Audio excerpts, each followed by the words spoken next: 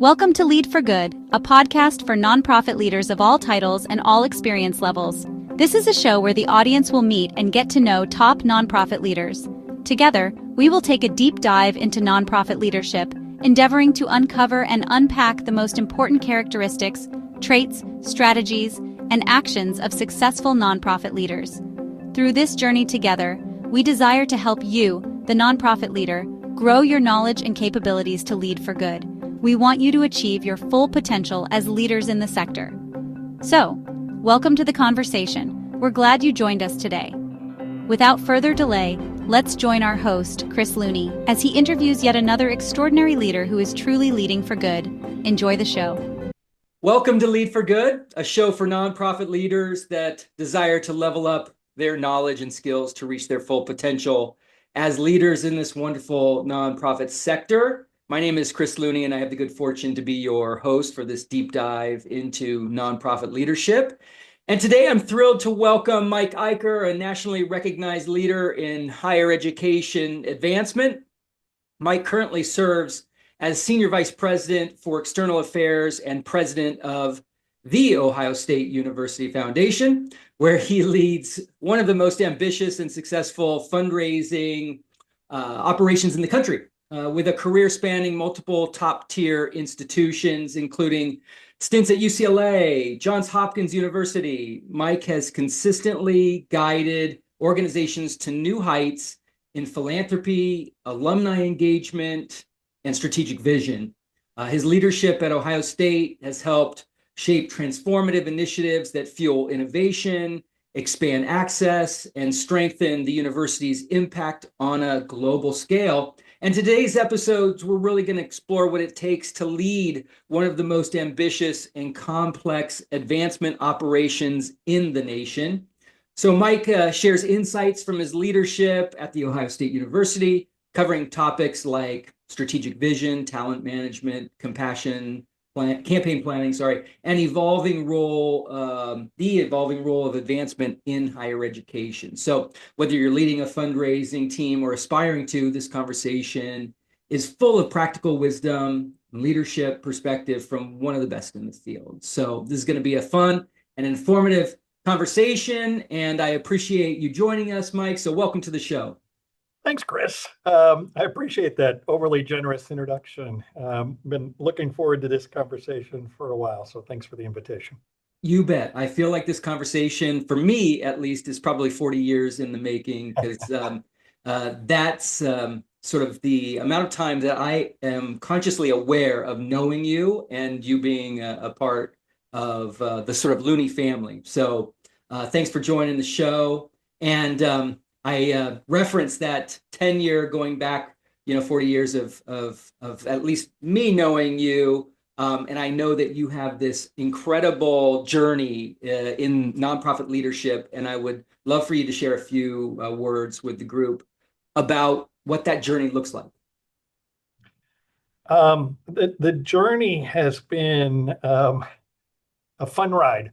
It is not something I planned, not something I said, this is where I want to be. In fact, there's lots of stories I have. It said I never really wanted to be a senior vice president. But as you know, referencing our long history, my career started out in the YMCA, kind of similar to some of your background. And I was given incredible opportunities to lead early on in life, even before I became a professional in the YMCA, just in summer times and in holidays. And I had this just amazing set of mentors early on, and we'll probably get to that later, but people who cared a lot about my own personal growth and saw things in me that I didn't see, but opened doors, pushed hard to have me grow. And eventually I made the transition to UCLA. You called my UCLA a stint. That stint was 20 years. I'm sorry, yeah, that's right. That's a long...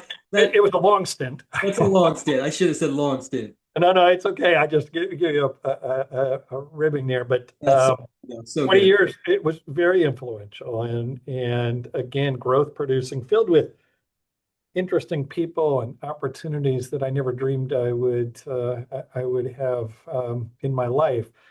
the reference to the vice chancellor, my first meeting with a vice chancellor at UCLA didn't go very well. I actually thought I was being fired. Um, it turns out it wasn't the signal they were trying to send to me, but I left that meeting saying, boy, my career is going to be made by staying away from those people. And then I became one. So unpredictable and filled with opportunities. Oh, that's great. Well, it's a wonderful journey and just had amazing impact along the way.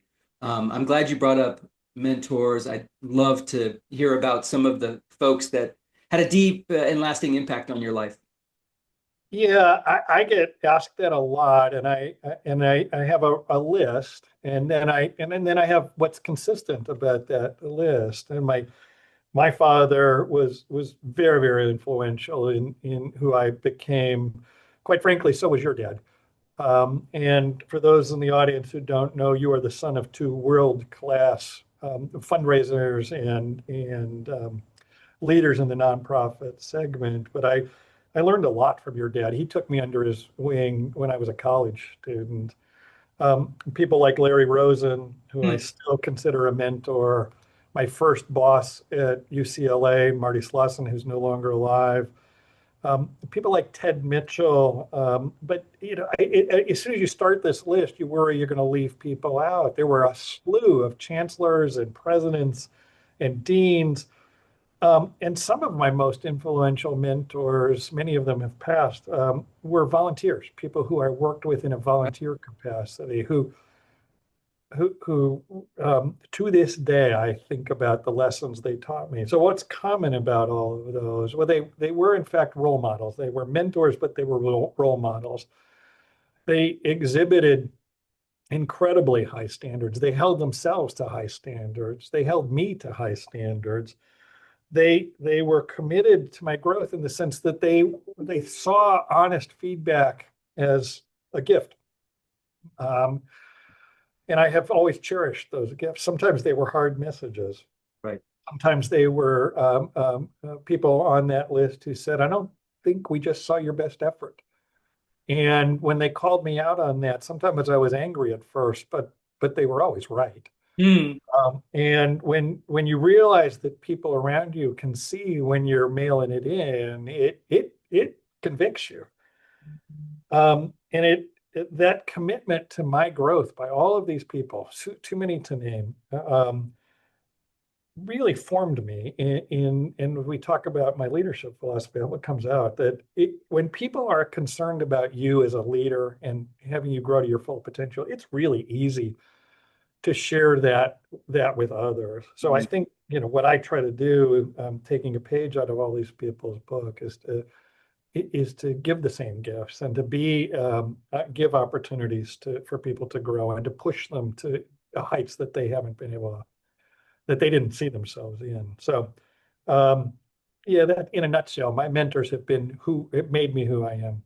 Yeah, yeah. And I love the fact that you combine that with that sort of leadership philosophy that you've developed.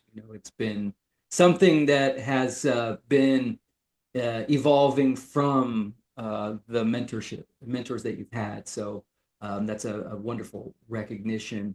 And thanks for sharing both of those things. I was interested in finding out what your favorite role has been. When I asked that question, of course, it can be interpreted the position. What has been your favorite position thus far in your career? And inevitably, most people feel obligated to say the role that they're currently in, and that's fair, as many people should say that. But I've kind of moved away from asking what's your favorite position you've ever had or favorite organization to what's the favorite kind of professional role within nonprofit leadership that you've provided. What gives you the greatest joy and satisfaction? Is it asking for gifts? Is it working with board members? Is it working with staff? Is it managing campaigns? Like what is it for you? It's a good question because when I thought you were going to ask the question about favorite role, I did take it as favorite job, and I thought, I think of my career as a jigsaw puzzle, and it's like asking, what's your favorite piece in the jigsaw puzzle? It's really hard. I can't do it. Um, when you ask it the way I heard you just ask it, the stuff that gives me the most joy is what I probably will repeat a couple of times, helping people do things they didn't think they were capable of doing, and then seeing them develop the confidence and the um, swagger that comes with saying, you know what, I can do this. And I wonder what else I can do. So my favorite part of the job has always been working with my teams. Sometimes that's paid staff, sometimes that's volunteer staff. Right. And along with this, it's a little different than that, but I guess it's my second favorite, is building alignment in complex organizations, right? And this is a complex place. Alignment is hard.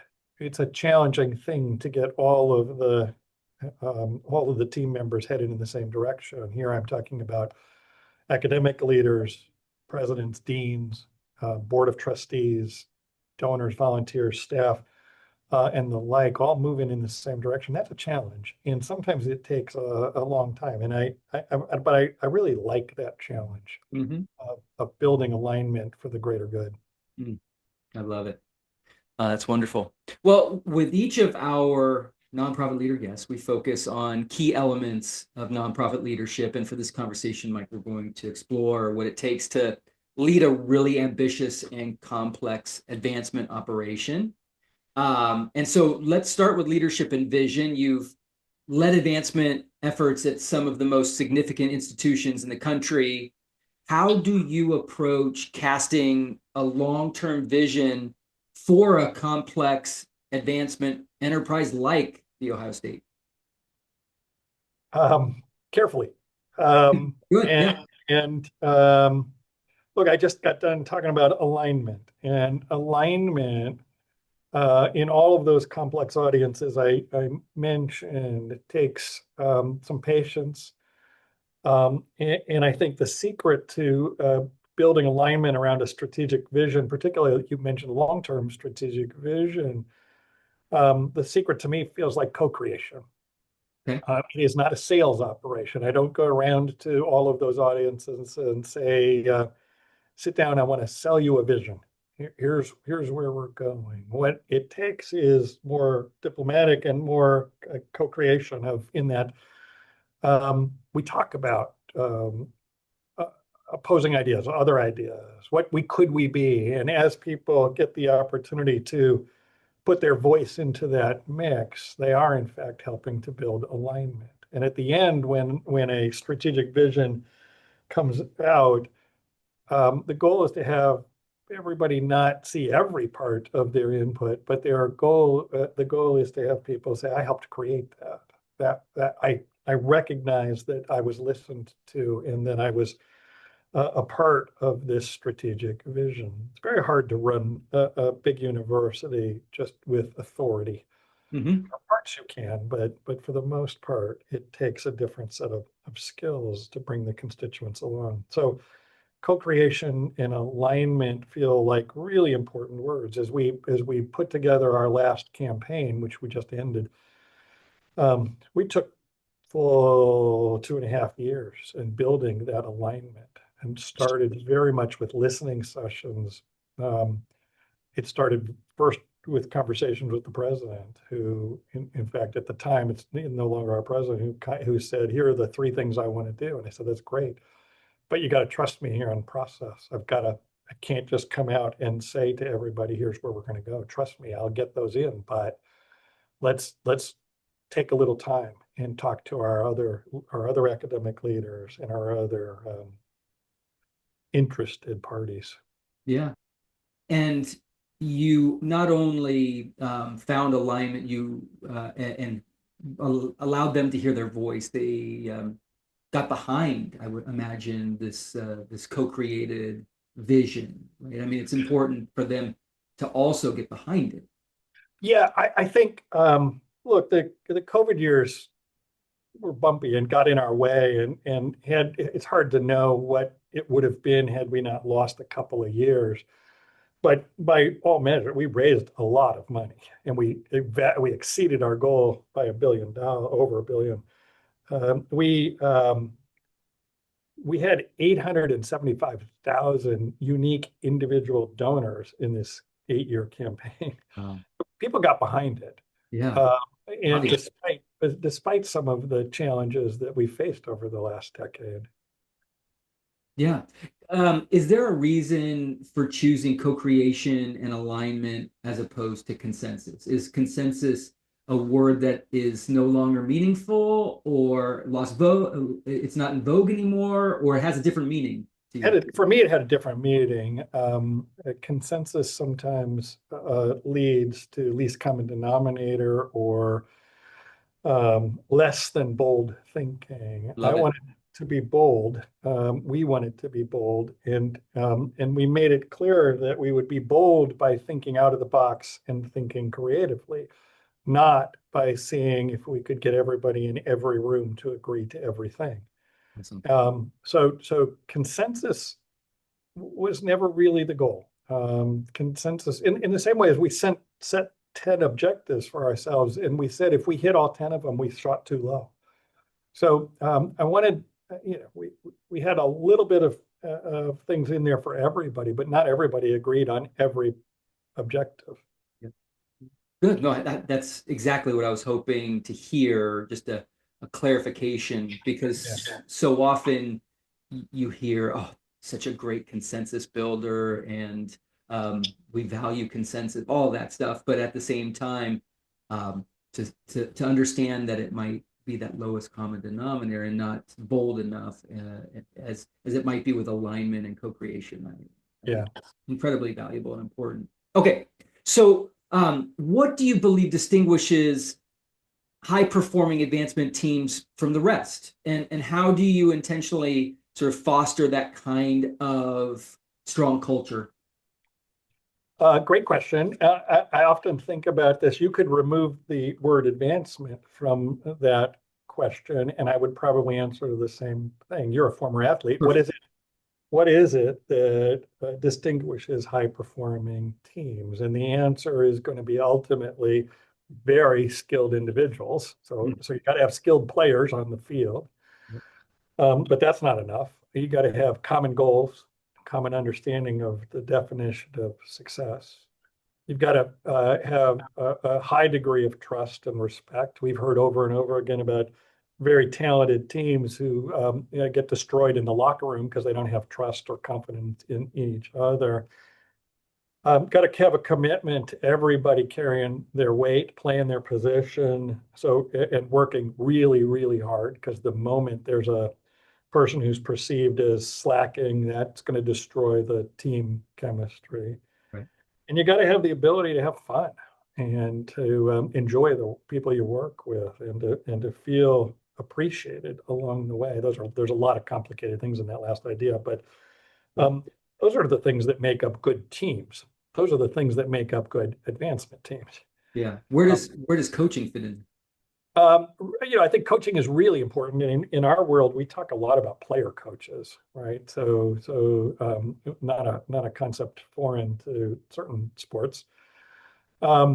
But I need to prove my credibility on the field as well as everybody else. So I got to have a certain amount of field time, either as a fundraiser or whatever the other roles are. But coaching is really important, because there are things that I can see as a coach or a leader that probably the whole team can't see. Right. There's a reason we pay football coaches in college so much money. They see things that the players can't see, nor do you want them to see, right? There's also, this is where the sports image breaks down. I don't want a football player necessarily to all of a sudden be creative on the field. I want them to play their position. I want them to do what they were trained to do, and all that stuff. But the moment they're freelancing, we're all holding our breath on the sidelines, right? But in my role, I actually want people who are capable of being creative in the moment.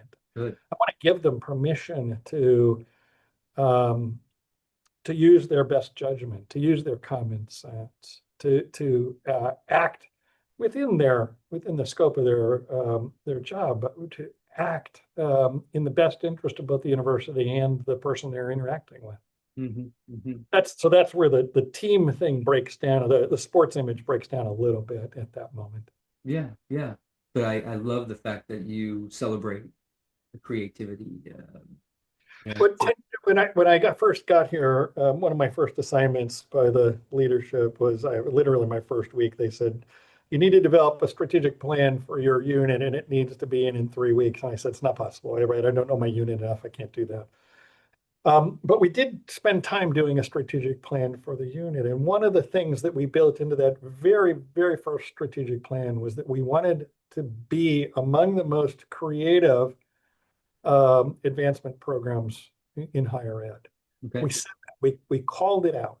We weren't that in the first 3 or 4 years, but we got to the place where I think I'm very proud of our creativity and our pushing of the agendas in various areas. Yeah. Well, thanks for bringing up strategic planning. I know it can be slow moving in large institutions very often. And I'm just wondering how you approach the need to be sort of bold and nimble, but at the same time aligning with those university priorities.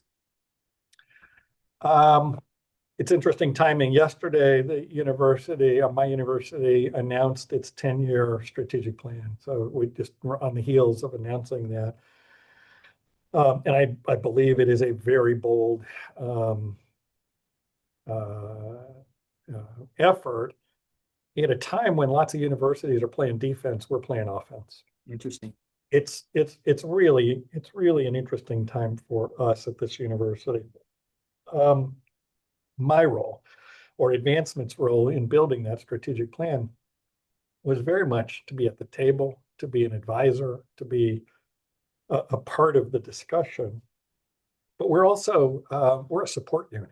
So our job is, and I think in the spirit of your question, we build strategic plans for our unit, but the strategic plan for the university, our job is support and adaptation to this is a form follows function problem. The university has now laid out its major strategies for the coming decade. My job is to adapt the advancement program to address those needs. And we're in that process. We've known what was in the strategic plan for a little while, so we're not caught flat-footed here. We're actually being very aggressive in addressing those issues. Well, the talent and organizational design is exactly where I wanted to go, and you just kind of led me there perfectly. Your team is very diverse in terms of the roles that individuals play: alumni relations, fundraising, communications, all the other things. How do you design that? How do you evolve that structure to meet those changing needs, new 10-year strategic plans? Like, how do you do that? It's an interesting time too, because as of September 1, I took on 2 new units. My title changed. You've been using my correct new title, but up until September 1, I was SVP for advancement. Now I'm taking on government relations and the university's marketing. So I've got 2 new units that are coming into a well-established, well-oiled machine, and bringing those units in. You've got cultural differences and definition of success differences. So yours being better, of course. It's a really interesting question for me at this particular time. But as I think about the nature of your question, the way I heard you ask it, I think, is how do you design org structures to meet those current and future needs? Yeah. I actually think if I design org structures to meet the current needs, because org structures need to be not ever changing and ever flexible. They need to provide, people look to org structures for confidence. I know where I'm going to sit today. I know what my job is today. I know what success is today, all those things. The flexibility and the eye towards the future doesn't come from the structure, it comes from the people. So I need to hire the right people in those roles who can keep an eye out on the future, who can be flexible in their operation, who are good at crossing boundaries, who are able to anticipate needs long before anybody else does. That's a people question less than an org. Now, I will, and I'm known for this, I will change the org structure every few years because I think that provides some freshness and opportunities for growth and so on. So I'm not suggesting that you lock into an org structure and never change. But I am saying that I don't design the org structure to meet the needs 3 years from now. I design the org structure to be highly effective right now. Does that make sense? Of course. And I think it's interesting for me because I've always thought about what the future org chart will look like as a campaign is successful, Yeah. or as we've ramped up over time to be hitting new heights of success, right? And that's hard because there's a job to do today, and you have to have the right people in the right positions, right people on the right bus, right? Let me give you an example of where we did this some years ago and how it's paying off. You're aware that in traditional old school university advancement programs, there's often a pretty good gap between the development officers, the fundraisers, and the alumni relations people. We completely erased those boundaries. We still have a separate alumni association. It's a separate legal entity and a separate org structure. We still have a fundraising operation, but they speak the same language. They have common goals. If you get them together, you can't tell who's who. If you come to an alumni event or a development event, you can't tell which ones you're at. Used to be, if I went to an alumni event, I knew I was at an alumni event before I got to the check-in table versus going to a development. You can't do that anymore. And in fact, the Alumni Association is now responsible for big chunks of the campaign success that is totally different than many places still have.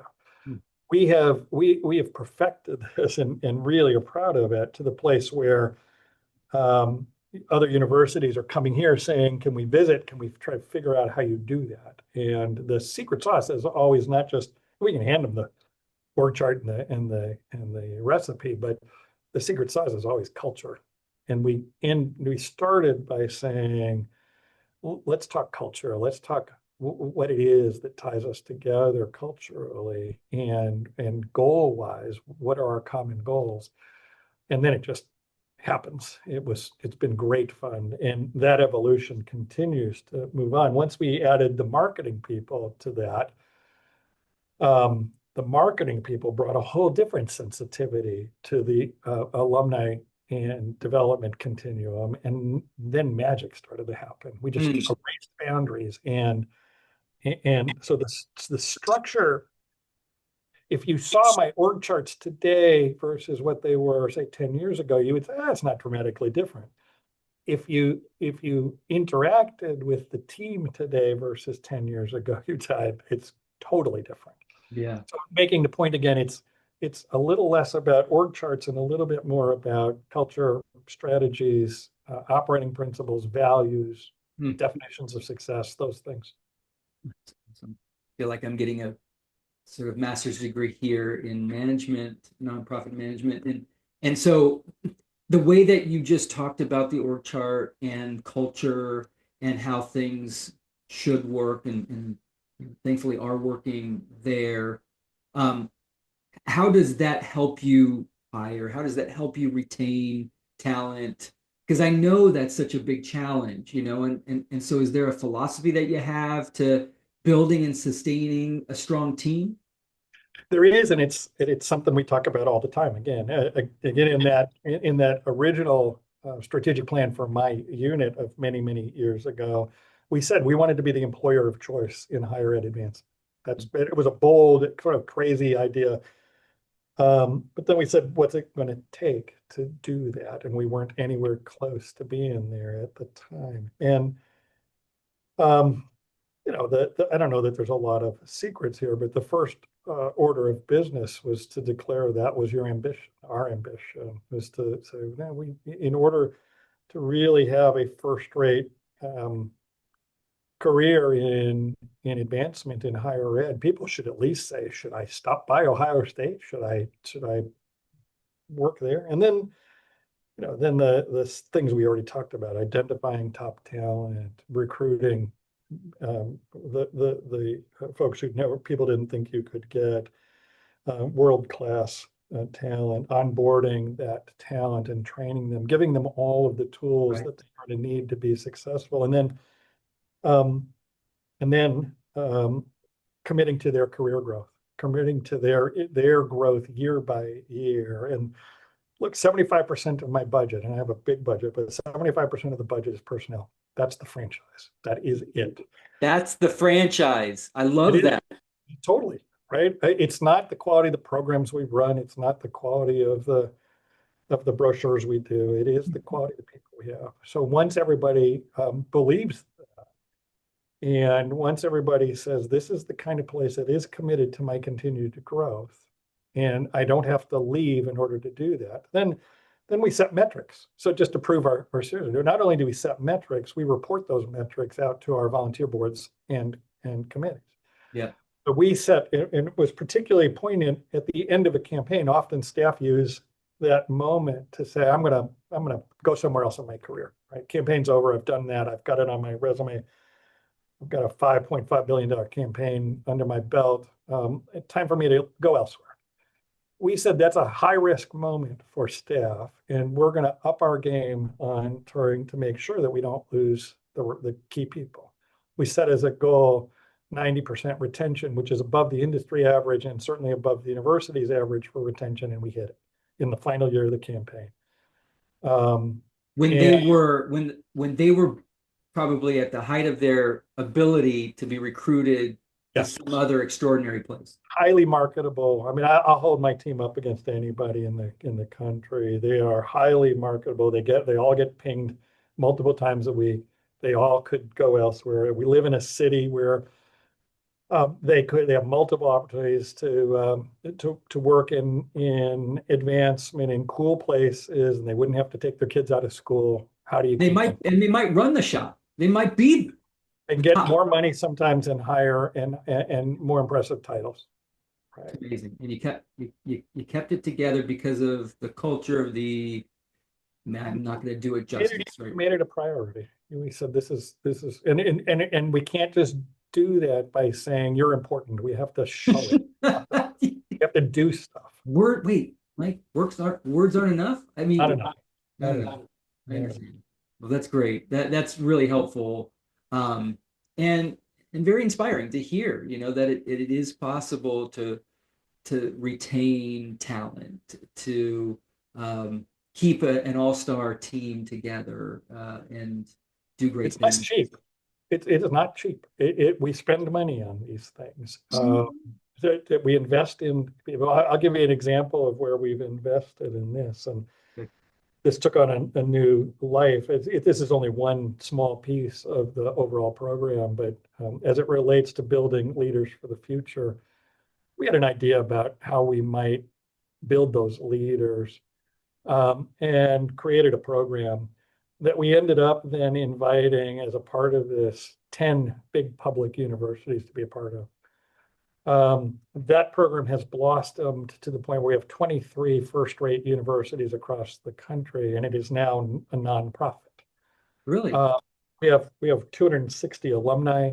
90% of them stay involved.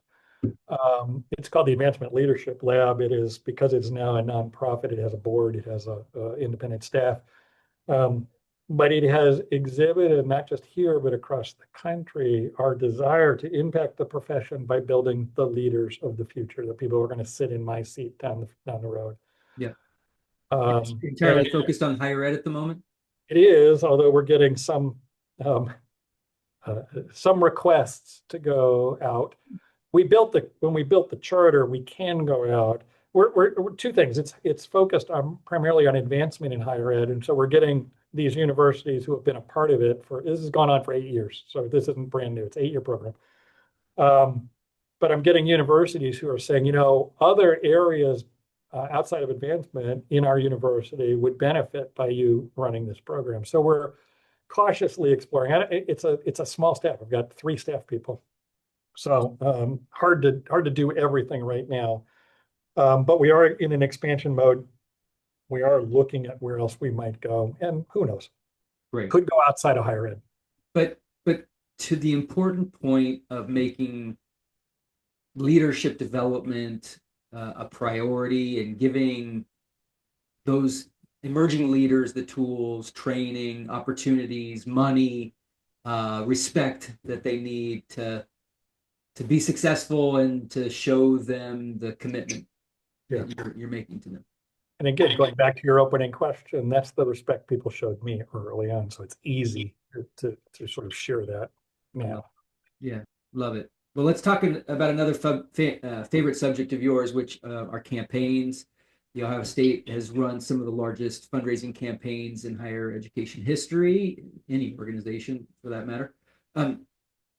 If you're breaking it down, like what are the keys to success in launching and sustaining a campaign of that magnitude? It's a great question, but I don't have a crowd pleaser answer for that. I just think campaigns are organizing structures. We're going to do fundraising whether we're in a campaign or not. Good. Campaigns are proven structures that help us to raise the level of sustainable support year over year. That's clear. And there's a lot of reasons that happens, all under the heading, again, of this word, my favorite word, alignment. Common vision, common set of aspirations. Where do we need to be? Campaign planning for me always starts with what are our aspirations as a university? Mm-hmm. How much is it going to cost, and how much of that needs to come from contributed support? So that's not till the third question do you get to the question of goals and that sort of thing. But along the way, the alignment happens not just about what the goals are, but what's the appropriate amount to invest in the program? Because the thing that correlates best with success is investment. So getting the university to say, yeah, these are really important things, and we're going to align in them by investing appropriately to be able to hit these goals. That's part of what I mean by alignment here. It sounds simple at one level, but it is the secret to why campaigns are successful. Yeah. Well, I love the way that you present it as an organizing structure. You're going to raise money, whether you're in a campaign or not, but it's the campaign that sort of forces you, but provides an opportunity for you to gain alignment, to think about your goals strategically, and to sort of get the donor base excited about something new. Yes, exactly. You hit it. I can't say it better than that. Good. Well, let's talk about those donors. And the question that I would ask in these campaigns is sort of the balancing act where you're chasing transformational gifts, big gifts, major gifts, anchor gifts, the big ones, but also trying to maintain and generate broad-based annual support, which you were successful in doing, nearly getting 1 million gifts from your last campaign over 8 years, as you said. So, is there a balancing act? Do you think of it that way, or is it like both and let's get after it? It's one of my favorite questions and we spent a lot of time thinking about it and still do. But let me go at a high level. I'm worried about the country in that the number of people who are giving each year is declining. The number of people who are volunteering each year is declining, at least with the tools we have to be able to measure right now. Right. That is long term. That's not sustainable. And yet, so why aren't we all more worried about that? And the answer is because dollars keep going up. So big donors giving more and more is covering up the notion that there are fewer and fewer donors. That trend ought to scare all of us. Mm-hmm. And as we talked about and built the alignment around this campaign, we purposely said we're going to do both. So it is a both and for us. we're going to talk about and value small donors. We're going to measure our ability to attract new donors first time. We're going to measure our ability to retain those donors. And we're going to report those things out regularly to our board of trustees so that we're not hiding it. We're going to hold ourselves accountable in a public way for those things. And we're going to raise a lot of money, which means we're going to have to up our game in our principal gifts, in our transformational gifts, you call them, area. You can't go, we raised $830 million last year in the fiscal year we just ended. You can't do that without just all on grassroots support. You got to have some big gifts in there. Right. So it's a both. The both and the balance is hard in that it's hard for a single staff person to say, well, I got to do both. I got to have a big gift and I got to do these. So we organize around the notion of trying to simplify that. There are people on the staff whose job is just those big gifts. And there are people on the staff who are all about engagement and about small gifts and about bringing in those first-time donors and about communicating through channels for young people that I can barely figure out how to access. But it has to be both. It has to be both. I really do feel like in many ways, universities, colleges are the new training ground for philanthropy, for giving, with fewer people attending religious services, let's say, and getting that training that they would normally get in the pews, let's say, of giving on a weekly basis, $1 here, $1 there, but just building the muscle of giving. Where are these people going to learn that skill, learn that kind of need to give back, or that the importance of helping another, and so it feels like the university setting might be provide another opportunity to teach in an entirely new realm. Your question is really perceptive, and there's an answer in your question. Where are these people going to learn those skills? Implies the very important fact that it is learned. If you ask people who are generous where they learned it, they will all have an answer. I've never really run into somebody who looks at me and says, I don't know. They learn it from their family. They learn it from somebody they've watched. They learned it from people in their community. They learned it. And it has to be, therefore, it can be taught. Maybe not in a classroom, but in other ways.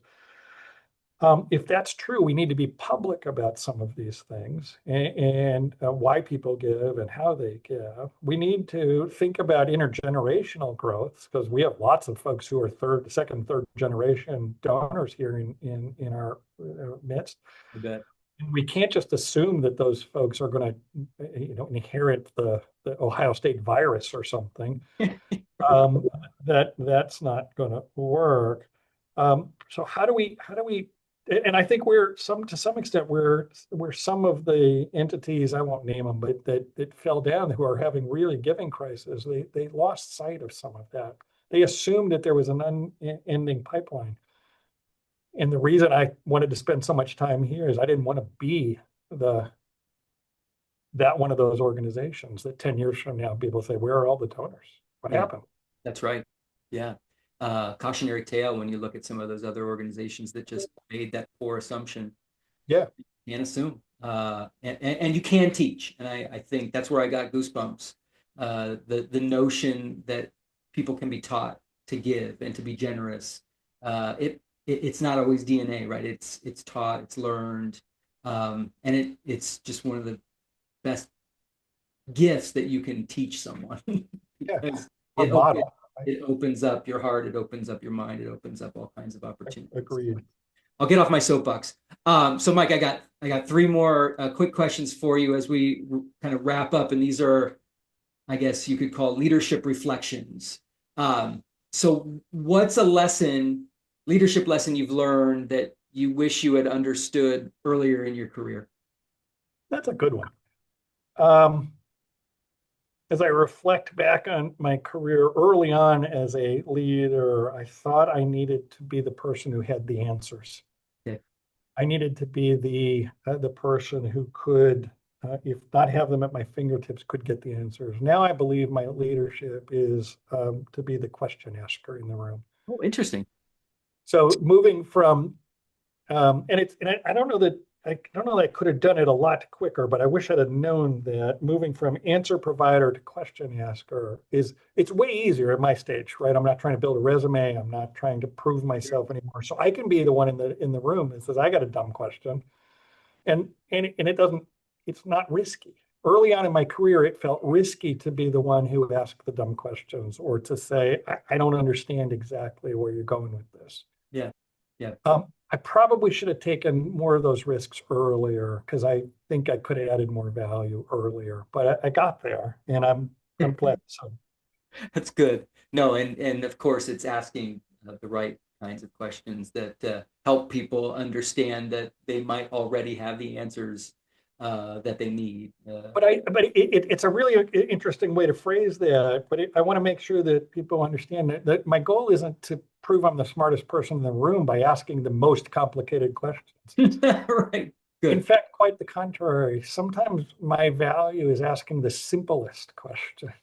Yeah. The most basic question that is about the underlying assumptions that everybody in the room has taken for granted. Those are risky questions sometimes, but they're not complicated questions. They're really kind of the simplest ones that people drive right past. I love it. Drive right past. Exactly. All right. So next, how do you stay inspired and grounded in the work, especially given the enormous pressure and the complexity of leading such a huge operation? Pretty simple answer to that one. Looking for new challenges. So the creation of the Advancement Leadership Lab was a passion project for me that was like a kid in a candy store. I can't have more fun doing that. So that provided energy and enthusiasm and access to the best people across the country. My new challenge that I mentioned as of September 1st, taking on 2 new units and trying to figure out that energizes me. I'm more energized today than I was 6 months ago. Yeah. It is that new sense of challenge, the new learnings that come with it, that keeps me going. Just for some context, when we talk about the 2 new units that are now part of the new bigger units, the one unit that you kind of lead and are in charge of, how many employees, full-time employees, are we talking?